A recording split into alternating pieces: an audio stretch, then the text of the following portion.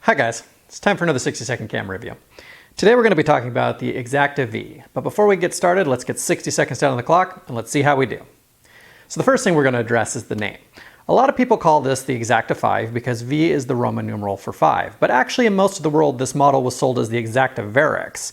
But in the United States, Verex was a copyright of a different camera company, so Exakta shortened it to V, making this model the Exakta V, not the Exakta 5.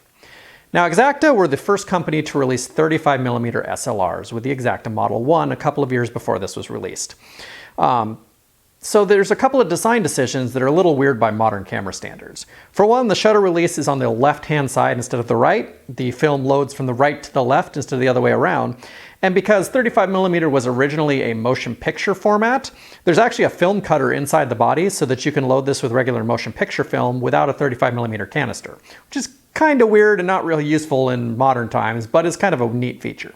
This camera was the third model that Exakta released, the 1, the 2, and then the Verex.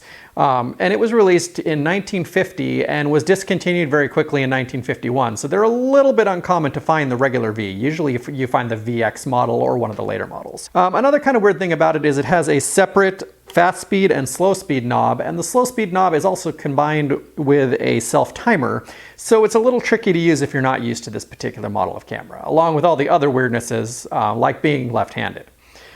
Anyway, this is a 60-second review, so we're not going to get too deep into this camera, but I hope this was interesting, and thanks a lot for watching.